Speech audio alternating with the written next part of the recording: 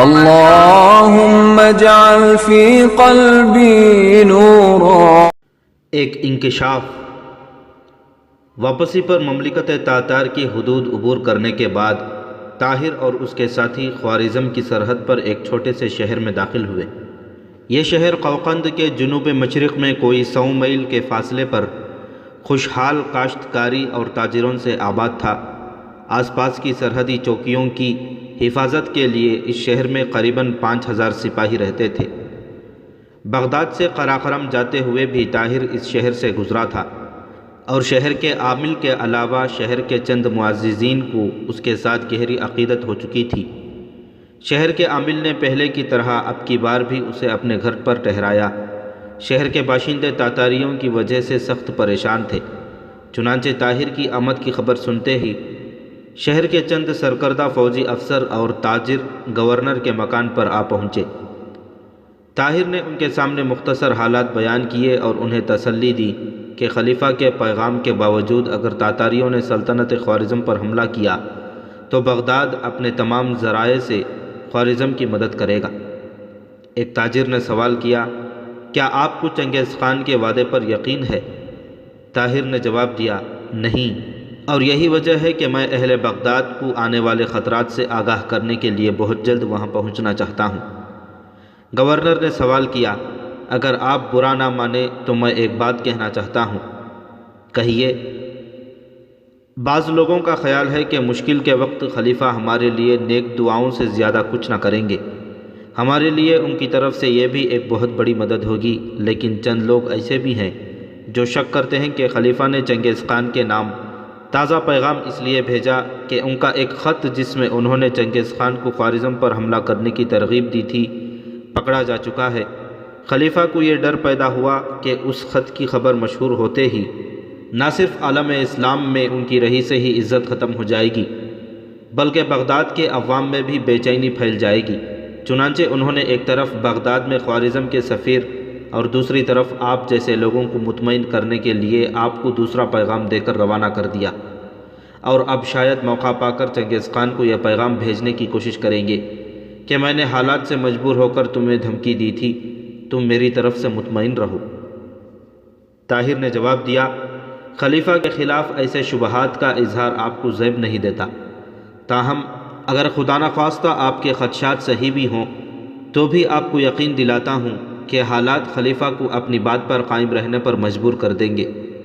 میں قراقرم میں انسانی کھوپڑیوں کے انبار دیکھ چکا ہوں، اب بغداد کی مساجد میں کھڑے ہو کر میرے لیے لوگوں کو یہ بتانا مشکل نہیں ہوگا کہ تاتاری انسانیت کے کس قدر دشمن ہے، اور اگر خوارزم پر کوئی سیلاب آیا تو اس کی لہریں بغداد سے دور نہیں ہوں گی، اور اگر مجھے خلیفہ یا وزیر اعظم میں سے کسی کی نیت پر شبہ ہوا تو بغداد کی جامع مساجد میں لوگ میری زبان سے یہ اعلان سنیں گے کہ تمہارے محافظ چنگیز خان کے ساتھ تمہاری عزت و ناموس کا سودا کر رہے ہیں۔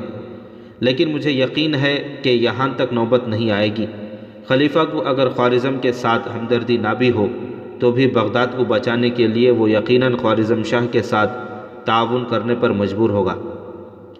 اگلے دن طاہر روانہ ہونا چاہتا تھا، لیکن عامل شہر نے کہا، آج جمعہ ہے، شہر کے لوگ اس بات پر مصر ہیں کہ آپ جمعہ کی نماز پڑھائیں، اس لیے آج ضرور ٹھہر جائیں۔ اتنی دیر میں راستے کی چوکیوں کو آپ کے سفر کے لیے گھوڑا تیار رکھنے کی اطلاع مل جائے گی۔ گورنر کے اصرار پر طاہر نے ایک دن ٹھہرنا منظور کر لیا۔ جمعہ کی نماز کے بعد گورنر نے طاہر کے ساتھ نہایت گرمجوشی سے مصافحہ کرتے ہوئے کہا، آپ کی زبان میں جادو ہے، کاش بخارا اور سمرقند کے مساجد کے خطیب آج یہاں موجود ہوتے۔ عوام اپنی شخصیت کا ثبوت دینے کے لیے طاہر کو گورنر کے محل تک چھوڑنے کے لیے جلوس کی شکل میں اس کے ساتھ ہو لیے۔ اسی روز طاہر عصر کی نماز پڑھ کر مسجد سے گورنر کے مکان کی طرف جا رہا تھا کہ راستے میں اسے شہر کا کوتوال ملا اور اس نے کہا، میں گورنر کے مکان سے آپ کو تلاش کر کے آ رہا ہوں۔ طاہر نے کہا، خیر تو ہے؟ کوتوال نے کہا، کوئی خاص بات نہیں، اگر تکلیف نہ ہو تو آپ میرے ساتھ چلیں۔ طاہر نے اپنے عقیدت مندوں سے جو اس کے ساتھ ساتھ آ رہے تھے مصافحہ کیا اور کوتوال کے ساتھ ہو لیا۔ چند قدم چلنے کے بعد اس نے سوال کیا، کیا کوئی خاص بات ایسی ہے جو آپ مجھے یہاں نہیں بتا سکتے؟ میں نے لوگوں کے سامنے بات کرنا مناسب نہیں سمجھا۔ یہ کہتے ہوئے کوتوال نے اپنی جیب سے ریشمی کپڑے کی چھوٹی سی تھیلی نکالی اور طاہر کے ہاتھ میں رکھتے ہوئے کہا، آپ اسے پہچانتے ہیں؟ طاہر نے جواب دیا، نہیں، اس میں کیا ہے؟ کوتوال نے جواب دیا، اسے کھول کر دیکھیے، شاید کوئی ایسی شے مل جائے جسے آپ پہچانتے ہوں۔ طاہر نے تھیلی کھول کر دیکھا، اس میں 3 ہیرے چمک رہے تھے۔ طاہر نے وضاحت طلب نگاہوں سے کوتوال کی طرف دیکھا اور اس نے طاہر کی پریشانی کو محسوس کرتے ہوئے کہا، یہ ہیرے آپ کے ایک نوکر سے ملے ہیں۔ طاہر نے پریشان سا ہو کر پوچھا، آپ نے اس کی تلاشی لی تھی؟ کوتوال نے جواب دیا، آپ برا نہ مانیں، یہ میرا فرض تھا۔ آپ کا نوکر ابھی ابھی ایک تاجر کی دکان پر کھڑا اسے ایک ہیرا دکھا کر قیمت دریافت کر رہا تھا، اور وہ تاجر آپ کے ساتھ ملاقات سے اور آج آپ کی تقریر سن کر آپ کا گرویدہ ہو چکا ہے۔ اسے شک گزرا کہ معمولی حیثیت کے آدمی کے پاس ایسے قیمتی ہیرے نہیں ہوتے۔ اس نے مجھے آ کر بتایا کہ شاید آپ کے نوکر نے آپ کی چوری کی ہے۔ چنانچہ میں اس کی تلاش کے لیے نکلا تو وہ ایک اور تاجر کی دکان پر کھڑا ہیرے کی قیمت دریافت کر رہا تھا۔ ہیروں کی قیمت جاننے کے متعلق اس کی بے قراری یہ ظاہر کرتی تھی کہ یہ اس نے حال ہی میں کہیں سے حاصل کیا ہے۔ چنانچہ میں اسے پکڑ کر کوتوالی میں لے گیا، وہاں اس کی تلاشی لی تو اس تھیلی سے 2 اور ہیرے بھی نکل آئے۔ طاہر نے کہا، آپ نے اس سے پوچھا کہ اس نے یہ ہیرے کہاں سے لیے ہیں؟ کوتوال نے جواب دیا، وہ ابھی تک کوئی جواب نہیں دیتا، اور آپ کو اس واقعے سے آگاہ کرنے سے پہلے میں نے اس پر سختی کرنا مناسب نہ سمجھا۔ طاہر ایک گہری سوچ میں پڑ گیا۔ کوتوال کے قریب پہنچ کر طاہر نے کہا، آپ نے اس کا نام پوچھا؟ کوتوال نے جواب دیا، وہ اپنا نام کمال بتاتا ہے۔ طاہر نے کہا، بہتر ہے کہ میں تنہائی میں اس کے ساتھ بات کروں۔ کوتوال نے کہا، چلیے آپ میرے کمرے میں بیٹھ جائیں، میں اسے وہاں لے کر آ جاؤں گا۔ طاہر کو ایک کمرے میں بٹھا کر کوتوال تھوڑی دیر میں کمال کو لے آیا اور اسے طاہر کے پاس چھوڑ کر باہر نکل گیا۔ کمال نے طاہر کی طرف دیکھا، اس کی حالت ایک لٹے ہوئے تاجر سے مختلف نہ تھی۔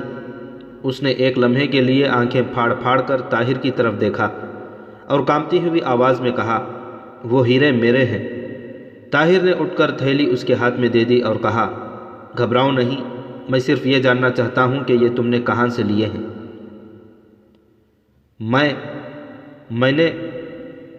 مجھے یہ تھیلی تاتاریوں کے خیمے میں ملی تھی۔ تو پھر یہ مجھے دے دو، تاتاریوں کی چیز ان کے پاس پہنچا دی جائے گی۔ نہیں، یہ میرے ہیں، یہ میرے ہیں۔ تو تمہیں یہ بتانا پڑے گا کہ تمہیں یہ کس نے دیے؟ کسی نے نہیں، مجھے تو یہ راستے میں ملے تھے۔ طاہر نے ایک ہاتھ سے اس کا گلا دباتے ہوئے اور دوسرے ہاتھ سے اس کے منہ پر زور سے چپت رسید کرتے ہوئے کہا، سچ بتاؤ ورنہ تمہاری جان کی خیر نہیں۔ کمال نے اپنی گردن چھڑانے کی کوشش کرتے ہوئے کہا، میں بے قصور ہوں، مجھے کچھ معلوم نہیں۔ طاہر نے اس کے منہ پر ایک اور چپت رسید کرتے ہوئے کہا، یہ کیوں نہیں کہتے کہ یہ ہیرے تمہیں چنگیز خان نے دیے ہیں؟ کمال نے چلا کر کہا، خدا کے لیے مجھ پر رحم کرو، ابو اسحاق مجھے مار ڈالے گا۔ طاہر نے کہا، اس وقت میرے ہاتھ ابو اسحاق کے ہاتھوں کی نسبت تمہاری شاہ رگ پر زیادہ قریب ہیں، تمہیں بتانا پڑے گا۔ مجھے یہ چنگیز خان کے ایک نوکر نے دیے تھے۔ طاہر نے اس کی گردن چھوڑ دی اور پوچھا، کیا یہ درست نہیں کہ تم اس رات جب تم سر منڈوا کر آئے تھے چنگیز خان سے ملاقات کی تھی؟ کمال نے اپنی ٹوپی درست کرتے ہوئے کہا، نہیں، ہم اس سے نہیں ملے۔ طاہر نے کہا، اپنی ٹوپی اتار دو۔ کمال اس کے حکم کی تعمیل کرنے کے بجائے 2 قدم پیچھے ہٹ کر کھڑا ہو گیا۔ طاہر نے آگے بڑھ کر اس کی ٹوپی اتارنے کی کوشش کی، لیکن اس نے ٹوپی کو اپنے دونوں ہاتھوں سے سر پر دباتے ہوئے کہا، خدا کے لیے مجھ پر رحم کرو، ابو اسحاق مجھے مار ڈالے گا۔ طاہر نے اس کے منہ پر ایک چپت لگاتے ہوئے کہا، شور نہ کرو، اور اس کی ٹوپی اتار کر پھینک دی۔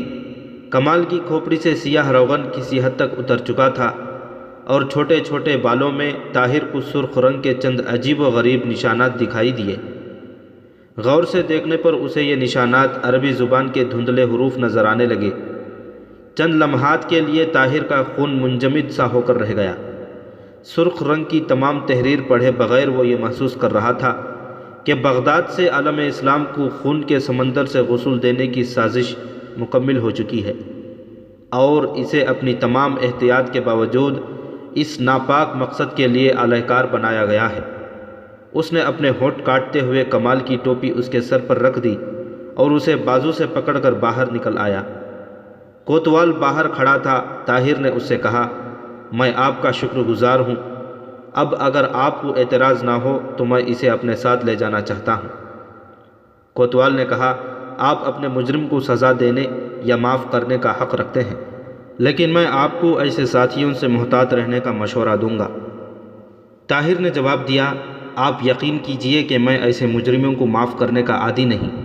باہر نکل کر طاہر نے گورنر کے محل کے قریب ایک چھوٹی سی ندی کے کنارے کھڑے ہو کر ادھر ادھر دیکھا اور کمال سے کہا، اپنا سر دھو کر صاف کرو۔ کمال تذبذب کے حالت میں تھوڑی دیر کھڑا رہا، لیکن طاہر نے اپنا خنجر نکالتے ہوئے گرجتی ہوئی آواز میں کہا، جلدی کرو ورنہ میں یہ قیمتی تحریر پڑھنے کے لیے تمہارا سر اتارنے سے بھی دریغ نہیں کروں گا۔ کمال نے سہمی ہوئی آواز میں کہا، یہ روغن پانی سے نہیں اترے گا، تو اپنا سر ریت پر مل کر صاف کرو۔ تھوڑی دیر بعد طاہر کمال کے سر پر دھندلی تحریر کا یہ مفہوم سمجھنے میں کامیاب ہوا۔ دنیا اسلام میں بے چینی پھیلی ہوئی ہے، خوارزم شاہ کو تیاری کا موقع نہ دیں، خلیفۃ المسلمین اور اہل بغداد کی دعائیں آپ کے ساتھ ہوں گی۔ ایلچی اس پیغام میں تاخیر کی وجہ بیان کر دے گا۔ خلیفہ کی طرف سے طاہر جو کچھ کہے اس سے غلط فہمی نہ ہو، اسے صرف راستے کی مشکلات کے پیش نظر بھیجا جا رہا ہے۔ دولت عباسیہ کا نمک خوار اور آپ کا خاص خادم وحید الدین وزیر خارجہ۔ جب طاہر نے کمال کو دوبارہ سر پر ٹوپی رکھ کر اپنے ساتھ چلنے کا حکم دیا تو اس نے انتہائی عجز کے ساتھ کہا، مجھے کچھ معلوم نہیں کہ میرے سر پر کیا لکھا گیا تھا۔ وہ صبح سے شام تک میرے سر پر تیز سوئی چبھوتے رہے، میں تکلیف کے باعث 3 راتیں سو نہ سکا۔ میرے ساتھ واپسی پر انہوں نے انعام کا وعدہ کیا تھا، میں بے قصور ہوں، مجھ پر رحم کیجیے۔ طاہر نے کہا، تم صرف سچ بول کر اپنے آپ کو رحم کا حقدار ثابت کر سکتے ہو۔ آپ جان بخشی کا وعدہ کریں، میں سب کچھ بتانے کے لیے تیار ہوں۔ طاہر نے کہا، میں تمہاری جان بچانے کی کوشش کروں گا، بتاؤ اس سازش میں کون کون شریک ہے؟ کمال نے بتانا شروع کیا، میں نہیں جانتا۔ ابو اسحاق ماہ رمضان سے چند دن قبل میری آنکھوں پر پٹی باندھ کر ایک مکان میں لے گیا تھا، وہاں مجھے ایک تہخانے میں رکھا گیا۔ جمیل سے میری ملاقات اسی تہخانے میں ہوئی، ہم دونوں کے سر مونڈ کر کھوپڑیوں پر کچھ لکھا گیا، اور جب دوبارہ چھوٹے چھوٹے بال آئے تو ابو اسحاق نے کہا، جب تمہاری ضرورت ہوگی میں تمہیں اپنے ساتھ ایک مہم پر لے جاؤں گا، سردست تمہیں وزیر اعظم کے پاس ملازم رکھوا دیتا ہوں۔ چنانچہ ہم وزیر اعظم کے استبل میں ملازم ہو گئے۔ یہاں آ کر ہمیں معلوم ہوا کہ ابو اسحاق استبل میں داروغہ ہے۔ ابو اسحاق نے ہمیں 500 دینار دیے تھے، اور ساتھ ہی یہ دھمکی بھی دی تھی کہ اگر یہ راز کسی پر ظاہر ہو گیا تو ہم دونوں کے سر کاٹ لیے جائیں گے۔ طاہر نے سوال کیا، اس دوران میں تم نے کبھی وزیر اعظم سے ملاقات کی؟ اسے دیکھنے کا اتفاق ضرور ہوا، لیکن کبھی بات چیت نہیں ہوئی۔ صرف آخری دن جب آپ وزیر اعظم کے پاس بیٹھے ہوئے تھے، ابو اسحاق ہمیں ان کے پاس لے گیا تھا، اور جو باتیں انہوں نے ہمارے ساتھ کیں آپ سن چکے ہیں۔ استبل میں ملازم ہونے سے پہلے تم جس تہخانے میں رکھے گئے تھے وہ وزیر اعظم کے محل سے کتنی دور تھا؟ ہمیں وہاں سے رات کے وقت آنکھوں پر پٹیاں باندھ کر نکالا گیا تھا، لیکن میں اتنا ضرور کہہ سکتا ہوں کہ وہ مکان دریا کے دوسرے کنارے پر تھا۔ میں نہیں پہچانتا، لیکن تہخانے میں ہمارے سر پر جس شخص نے تحریر لکھوائی تھی اس کے متعلق جمیل کا خیال تھا کہ وہ وزیر خارجہ کے دفتر کا کوئی بڑا عہدیدار ہے۔ طاہر نے پوچھا، استبل میں ملازم ہونے کے بعد تم نے کبھی اس کو دوبارہ دیکھا؟ نہیں۔ ابو اسحاق نے کبھی تمہیں وزیر اعظم کے سامنے پیش کر کے تمہارے سروں پر لکھی ہوئی تحریر دکھائی؟ نہیں، ہمیں سوائے اس دن کے جب کہ آپ وہاں موجود تھے کبھی ان کے سامنے پیش نہیں کیا گیا۔ طاہر کے دل کا بوجھ ہلکا ہو رہا تھا۔ کم از کم اسے یہ اطمینان تھا کہ وزیر اعظم اس سازش میں شریک نہیں، اور یہ سازش وزیر اعظم کی لا علمی میں وزیر خارجہ کی طرف سے ہو رہی تھی، اور وزیر اعظم کے استبل کا داروغہ اس کا اعلی کار تھا۔ رخصت کے وقت اسے وزیر اعظم نے کہا تھا کہ میں باہر سے کوئی آدمی بھیجنے کے بجائے اپنے نوکروں میں سے 2-3 آدمی آپ کو دے رہا ہوں۔ وحید الدین کی پہلی سازش پکڑی جا چکی تھی، لیکن رفو چکر ہونے سے پہلے دوسری سازش کا مسودہ تیار ہو چکا تھا۔ طاہر خلیفہ کے متعلق بھی اپنے دل کو تسلی دے رہا تھا کہ اسے بھی وزیر اعظم کی طرح اس سازش کا کوئی علم نہیں، لیکن اس کے ذہن میں تصویر کا دوسرا رخ بھی تھا، اور وہ جس قدر سوچتا تھا اسی قدر پریشان ہوتا تھا۔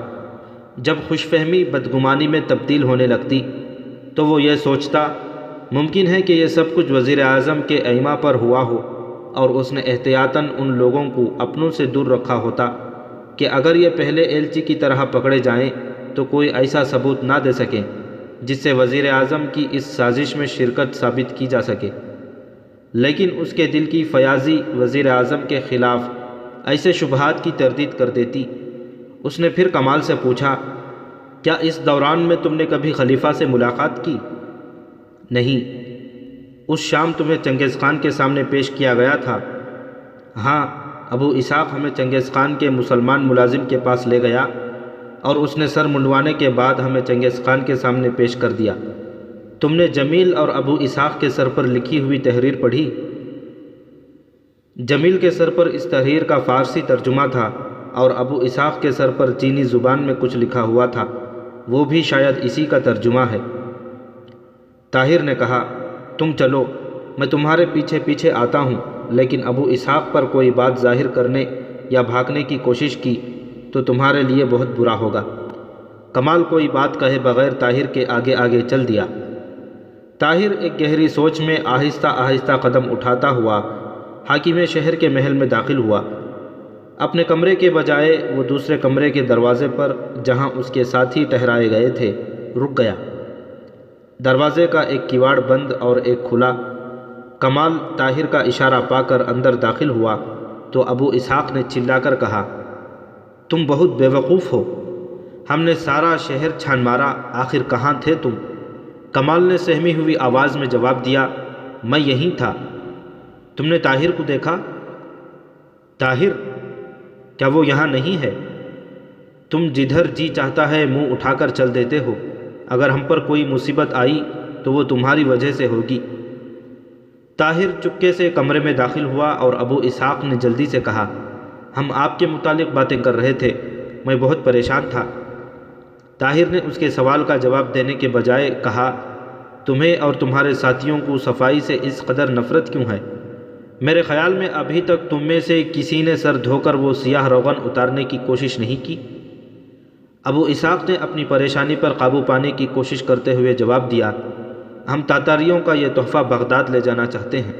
اگر وہاں کوئی تاتاری ملے گا تو ہم بغداد کے باشندوں سے مطالبہ کریں گے کہ اس کے ساتھ بھی یہی سلوک کیا جائے۔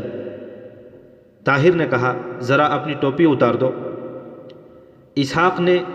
ابو اسحاق نے قدر تذبذب ظاہر کرنے کے بعد اپنی ٹوپی اتاری اور پھر جلدی سے اپنے سر پر رکھتے ہوئے کہا، میری احتیاط کے باوجود روغن اتر چکا ہے۔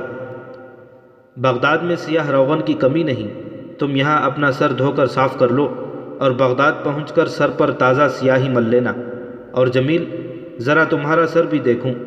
جمیل نے ابو اسحاق کی طرف دیکھا اور اس کا اشارہ پا کر ٹوپی اتار کر پھر جلدی سے سر پر رکھ لی۔ طاہر نے کہا، کمال، تم نے بھی شاید اپنا سر نہیں دھویا۔ کمال نے یکے بعد دیگرے ابو اسحاق، جمیل اور طاہر کی طرف دیکھا اور طاہر کا اشارہ پا کر جھجکتے ہوئے اپنی ٹوپی اتار دی۔ ابو اسحاق اور جمیل ایک لمحے کے لیے مبہوت سے ہو کر رہ گئے۔ طاہر نے کہا، ابو اسحاق، کمال کے سر پر شاید کچھ لکھا ہوا ہے، ذرا پڑھ کر سناؤ۔ ابو اسحاق نے کہا، تو آپ سب کچھ جان گئے ہیں؟ طاہر نے کہا، نہیں، ابھی تک تم دونوں کی کھوپڑیاں میری نگاہوں سے پوشیدہ ہیں۔ ابو اسحاق اٹھ کر کھڑا ہو گیا، اس کا ایک ہاتھ خنجر کے دستے پر تھا۔ طاہر نے جلدی سے اپنا خنجر نکالتے ہوئے گرجتی ہوئی آواز میں کہا، بیٹھ جاؤ، تمہاری طرف سے کسی جوش و خروش کا مظاہرہ میری یہ رائے نہیں بدل سکے گی کہ غدار بزدل ہوتے ہیں۔ ابو اسحاق اب طاہر کے بجائے اپنے ساتھیوں کی طرف دیکھ رہا تھا۔ کمال کی بے حسی اس کے لیے حوصلہ شکن تھی۔ جمیل نے چند بار اٹھنے کی کوشش کی لیکن طاہر کی نگاہوں نے اسے بیٹھنے پر مجبور کر دیا۔ طاہر نے کہا، سلطنت خوارزم کے لیے تمہارے سر بہت اہم ہیں، اگر یہ ضبط کر لیے جائیں تو میں تمہیں یقین دلاتا ہوں کہ تمہارے باقی دھڑ بغداد پہنچا دیے جائیں گے۔ کمال نے کہا، لیکن میرے ساتھ آپ کا وعدہ؟ طاہر نے اس کی بات کاٹتے ہوئے کہا، تم خاموش رہو۔ ابو اسحاق نے سہمی ہوئی آواز میں کہا، آپ اور ہم سب خلیفہ کے خدمت گزار ہیں۔ جس نیک نیتی کے ساتھ آپ نے اپنا فرض پورا کیا ہے، اسی نیک نیتی کے ساتھ ہم نے وہ فرض جو ہم پر عائد کیا گیا تھا پورا کیا ہے۔ کیا یہ بہتر نہیں کہ ہم یہاں جھگڑنے کے بجائے بغداد پہنچ کر اس جھگڑے کا فیصلہ خلیفہ کو سونپ دیں؟ طاہر نے کہا، تم جھوٹ کہتے ہو، خلیفہ تمہاری اور وزیر خارجہ کی سازش میں شریک نہیں۔ کیا یہ بہتر نہیں ہوگا کہ آپ کوئی رائے قائم کرنے سے پہلے بغداد پہنچ کر خلیفہ سے پوچھ لیں؟ اگر ان کی گواہی… ابو اسحاق طاہر کے عقب میں نیمواں دروازے سے باہر کسی کو کھڑا دیکھ کر رک گیا اور پھر اپنا لہجہ تبدیل کرتے ہوئے کہا، آپ خوارزم سے انعام کے لالچ میں ہمیں پھنسوا کر خود نہیں بچ سکتے۔ آپ نے خلیفہ سے انعام حاصل کرنے کے لیے ہمیں اپنے ناپاک مقاصد کا اہلکار بنایا۔ اب آپ خوارزم سے انعام کی خاطر ہمیں فروخت کر رہے ہیں۔ کاش ہمیں پہلے یہ علم ہوتا کہ آپ ہماری کھوپڑیوں پر کیا لکھوا رہے ہیں۔ ہمیں آپ نے صرف یہ بتایا کہ ہم بغداد کی بہت بڑی خدمت سر انجام دینے والے ہیں اور ہم اس کے صلے میں مالا مال کر دیے جائیں گے۔ طاہر نے آگے بڑھ کر ابو اسحاق کے منہ پر ایک گھونسا رسید کرتے ہوئے کہا، خاموش ذلیل انسان، تم یہ کس پر ثابت کرنا چاہتے ہو کہ تمہاری ناپاک سازش میں بھی شریک تھا؟ ابو اسحاق نے سنبھلتے ہوئے جواب دیا، تم پر جس نے ہمیں پیسوں کا لالچ دے کر ذلت کی انتہا تک پہنچا دیا۔ میں اس شہر کے گورنر کے سامنے جا کر چلاؤں گا کہ یہ مساجد میں تقریریں کرنے والا انسان اپنے وقت کا سب سے بڑا دشمن اسلام ہے۔ طاہر نے کہا، تم اس یادہ گوئی سے مجھے مروب نہیں کر سکتے۔ تمہارے جیسے غدار کو کیفر کردار تک پہنچانے کے لیے میں اگر خود بھی سولی پر چڑھ جاؤں تو مجھے پرواہ نہ ہوگی۔ کمرے کا دروازہ کھلا اور شہر کا گورنر چند نوکروں کے ہمراہ اندر داخل ہوا۔ ان سب کو حراست میں لے لو، گورنر یہ کہتے ہوئے طاہر سے مخاطب ہوا، میں آپ کی گفتگو سن چکا ہوں۔ یقین کیجئے ان سب باتوں کے باوجود مجھے آپ کے متعلق اپنی رائے بدلتے ہوئے دکھ ہوتا ہے، تاہم آپ کو کچھ عرصہ نظر بند رکھنے پر مجبور ہوں۔ طاہر نے کہا، تو اسحاق نے اپنا لہجہ آپ کو دروازے کے پیچھے کھڑے دیکھ کر تبدیل کیا تھا۔ مجھے آپ جہاں چاہیں لے جا سکتے ہیں، لیکن میرے متعلق کوئی رائے قائم کرنے سے پہلے آپ مجھے کچھ کہنے کا موقع دیں۔ اگر آپ اپنے ساتھیوں کے الزامات کی تردید کر سکیں تو مجھے یقیناً ایک روحانی مسرت ہوگی، لیکن ایسے سنگین مقدمے کا فیصلہ فقط قوقند کے حاکم اعلیٰ صادر فرما سکیں گے۔